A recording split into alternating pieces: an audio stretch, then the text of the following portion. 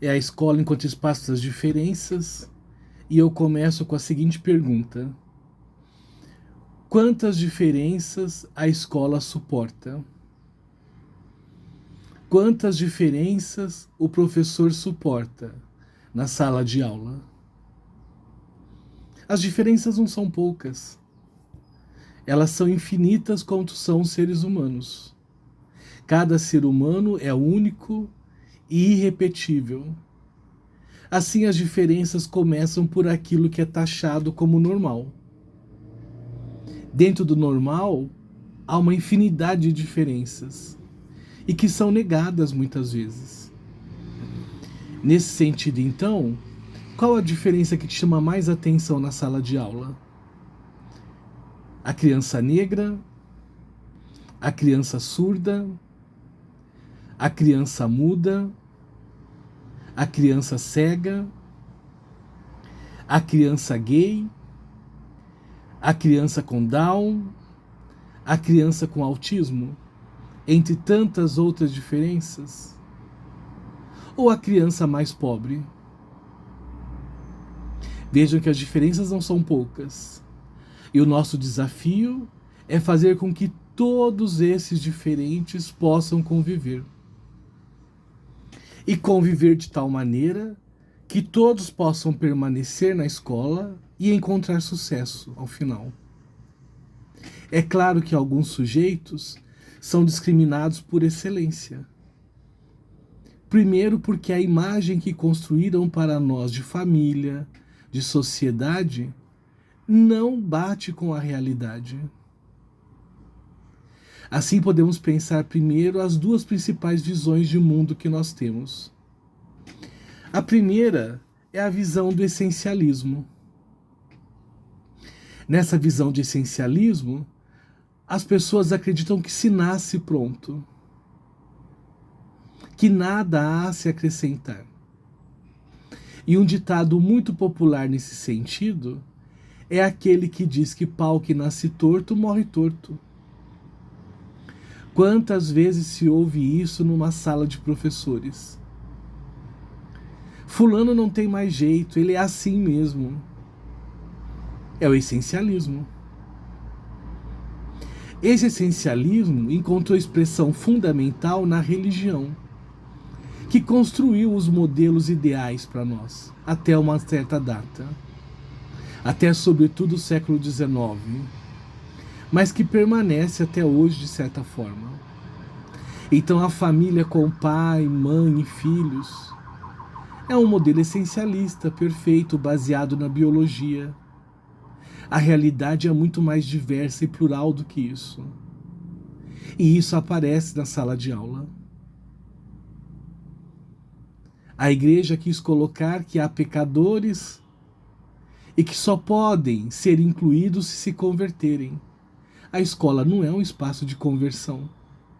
Ninguém tem que mudar seu modo de vida para estar na escola, mas deve estar educado para conviver com a diferença. Não raro, grandes pesquisadores apelam para a religião para justificar suas falas, esquecendo que boa parte dos preconceitos contra os quais nós lutamos hoje foram construídos e mantidos na base da fogueira pela religião. Basta pensar que se dependêssemos da religião, quantas mulheres estariam nessa sala agora sendo professoras?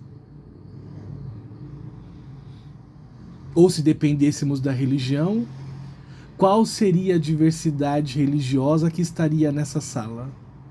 Essa é outra diferença que a escola tem que comportar. Então, o essencialismo, nós podemos voltar lá na filosofia grega e pegar o Parmênides para falar disso, numa célebre frase dele: o que é, o que não é, não é. Ou seja, ou você é ou você não é. Você não tem direito à pluralidade, à diversidade, à dissidência, à diferença. Esse essencialismo é pregado até hoje por N mecanismos, inclusive por partidos políticos extremamente violentos, coercitivos. Porque vem no essencialismo que a violência, inclusive física, de calar a pessoa, é fundamental para manter essas essências que eles acham que são verdadeiras. No essencialismo, por exemplo, contra o autista, contra a síndrome de Down. Ora, eles nasceram assim. Não há nada que se possa fazer. Vamos mantê-los em 4 paredes. A criança gay é a mesma coisa. Vamos manter esse assunto entre 4 paredes. A questão do negro, da mulher e suas especificidades.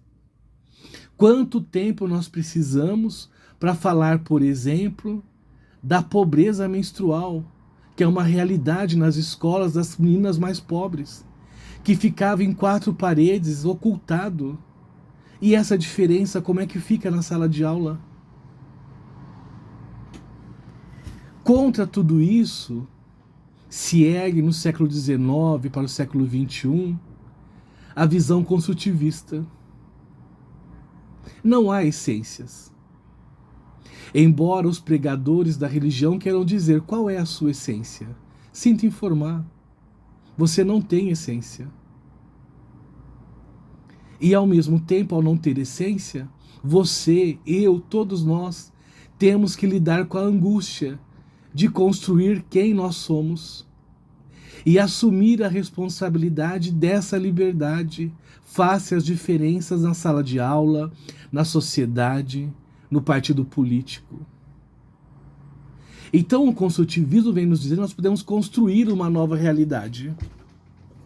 Ou seja, o portador da síndrome de Down, o autista, a criança gay, a criança negra, a criança cega, a criança surda, a criança muda, seja qual for a especificidade dela e para além dessas, aquelas chamadas também de normal, podem ser acolhidas na construção de uma nova realidade, de uma nova vida. Nesse sentido, vou lembrar a primeira palestrante que trouxe casos de sucessos de crianças com Down. E aqui observe essa palavra sucesso, também é uma palavra divergente, porque quer dizer que todos têm que estar incluídos numa sociedade produtiva, capitalista, de exploração. Será mesmo? Será que a diferença não começa por aí? Pelo direito à liberdade, ao usufruto, ao ócio? Nesse sentido, então, do construtivismo, nós podemos pensar também na filosofia grega e voltar lá no Heráclito, onde ele fala do devir, que nada é 2 vezes a mesma coisa. Tudo se transforma, tudo se movimenta. Portanto, todas as nossas crianças podem se transformar, podem se movimentar. Todos os professores podem se movimentar, podem se transformar. A política educacional pode se transformar, pode se aprimorar. Ou seja, tudo está em devir, tudo está em construtivismo. A questão é, quais são as oportunidades que nós damos a essas crianças? Ao tratá-las como doentes, nós já estamos excluindo. Vou pegar aqui, do ponto de vista da psicanálise mais recente, a questão do autista. O autista não é mais visto como um transtorno na psicanálise, pelo menos por uma parte significativa dela. Ainda é uma celeuma, mas é visto apenas como um dos tipos de personalidade possíveis. Porque, afinal de contas, há crianças ditas normais, há adultos ditos normais, que podem passar a se comportar como autistas. Então é mais um tipo de personalidade. Usa a palavra personalidade apenas para não usar a palavra estrutura.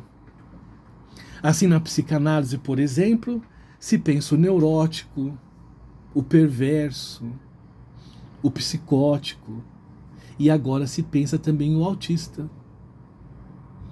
Perceba que nós vamos nos afastando da visão essencialista da doença, que condena a medicalização obrigatória. E aqui vou lembrar, baseado na palestra anterior, que foi excelente, por que para a mulher é mais difícil diagnosticar o autismo? Porque a diferença da mulher não é aceita. Ela é silenciada 24 horas na escola. Assim como é silenciada a criança gay. Assim como é silenciada a criança com Down. Qual é a ordem das falas na sala de aulas? Primeiro fala aquele ser soberano, dito normal, e que está no topo do suicídio. O homem branco, heterossexual e normal.